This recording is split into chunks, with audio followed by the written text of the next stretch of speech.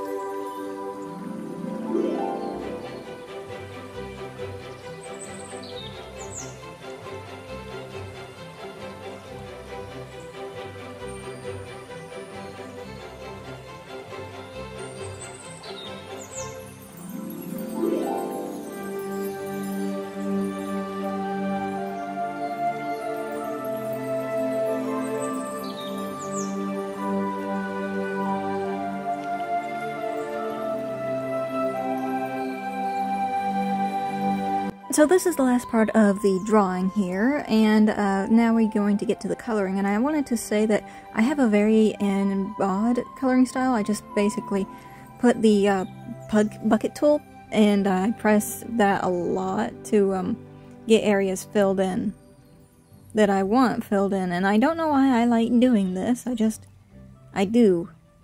I like to see it slowly fill in bigger areas, and with smaller areas I basically color it in myself. And I don't know why I like doing that, I just do. Anyway, you can see me coloring the shirt here, and I'm colorblind, so I have to color pick it. I missed that spot, so I'd have to go back and fix it in the line art, but afterwards I get the colors, and I basically just put it in with the bucket or the pen, getting the little areas with the pen so that there's no splotches or anything that's missing, and then I fill it in. I have to keep color picking to make sure I get it right, because I assume it's a semi-symmetrical design, but who knows at this point? I don't. Can you tell that I'm nervous and this has been recorded over multiple days? Because it has, and I am.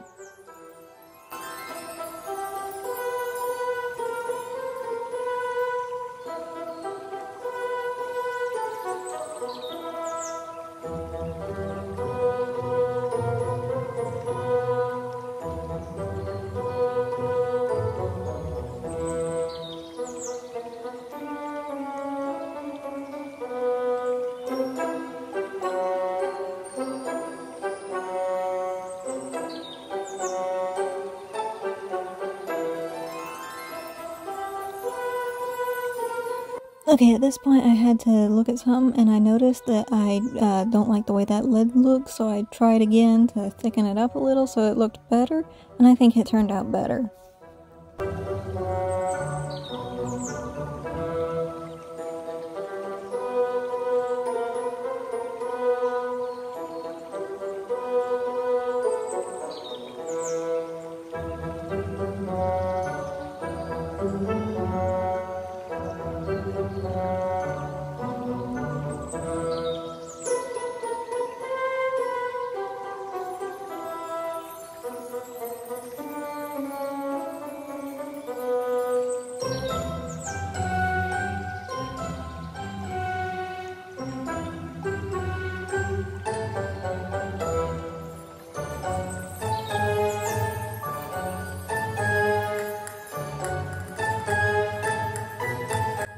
Freckles are weird, and getting them just right is hard.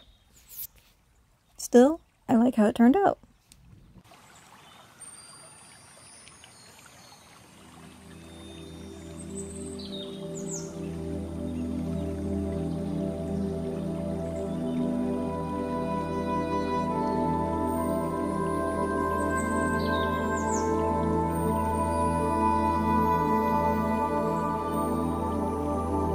For the fireplace, I decided to put in like the grayish parts first, and then put in the speckles like I did for the freckles, and put it in for different grays and browns so it looks a bit speckledy.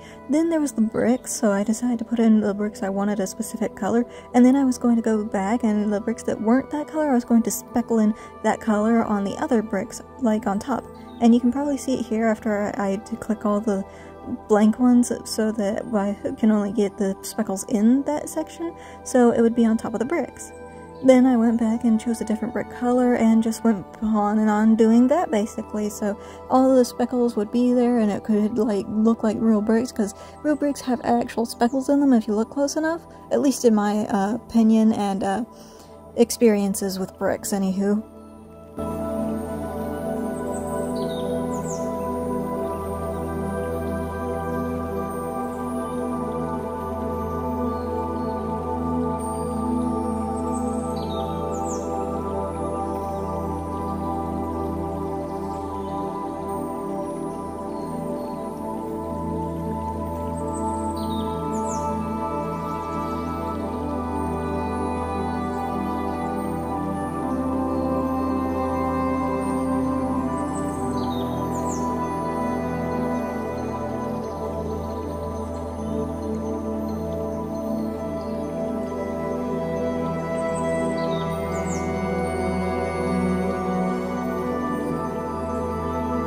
I'm sorry I'm not talking very much about my process, it's just really difficult for me to do that sometimes while I'm getting back in the groove of things. I'm gonna try and do better in the future, but I don't know if I can. but there will be other videos like this, so maybe I will, maybe I won't. Hopefully I will, and I'm sorry if I keep jumping in and you don't want me to jump in. It's just I like to talk about my process some, because that's how I like other people's videos to go when they do speed paints. I like to hear their process and such. So I'm gonna try and do that more often, and with here you can kind of see what I'm doing here. The bottom, the lower part, is where it was already burned, and at the top that's where the fire will go, so yeah, that's about where that is.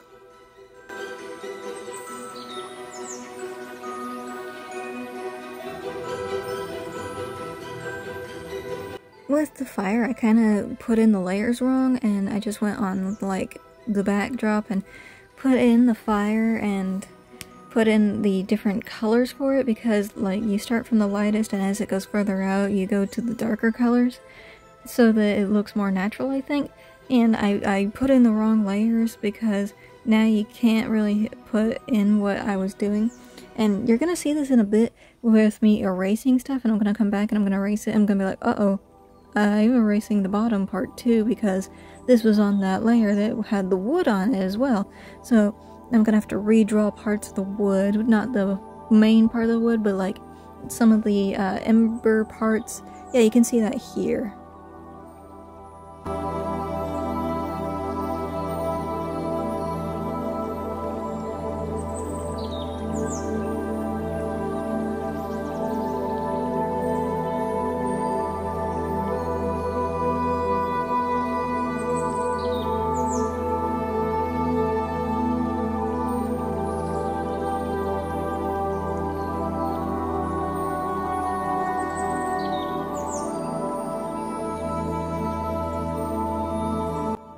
Alright, so now we go to the glasses. I check the layers to make sure everything is fine. So I put the glasses layer on top of everything else so that it can be see-through and transparent and it won't bother anything else. And I erased some of it so that the lines look cleaner. And I think I put in a shine from the fireplace. Yeah, there it is. So the glasses have a bit of a shine to them, even though you probably won't see it once I get to the shading, which I'm doing right now. Generally, I shade different than a lot of people, and I'm gonna explain that right now. So I shade in a similar way to Ponder Sprocket, and that's because I kind of took this method from Ponder because it looked really easy for my color blindness to handle, instead of like picking colors and going down and going up and picking the colors again and having to make them like darker and then shading like that. So instead I shade like Ponder does, and I pick one really dark color that's not black, and I go over the whole thing, and then I make it kind of transparent so that it shades it and I can just erase what the lighting is on. That way I can like have shadows and they're not black, because black is a bad color to shade with, and then I can not have to worry about color picking, because again, colorblind. Also, you might be wondering why I'm erasing squares at a time like this, and it's because my phone is on like where I draw, and I had like a video playing in the background as I did this, so I was just erasing the squares that my phone screen showed me. And so yeah, that's about how I did that. Instead of doing it all at once, I wanted to make sure the edges of the fireplace were nice and crisp so I could shade that properly later.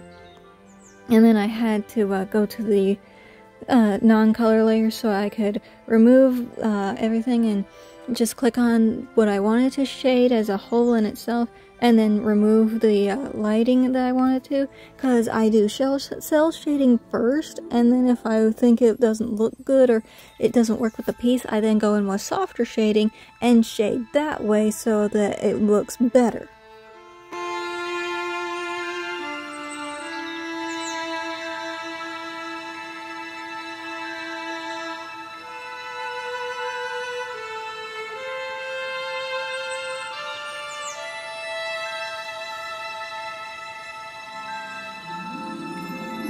Some of y'all might be screaming at the screen things I'm doing wrong, and I'd like you to put those things in the comments, because I am an amateur artist at best.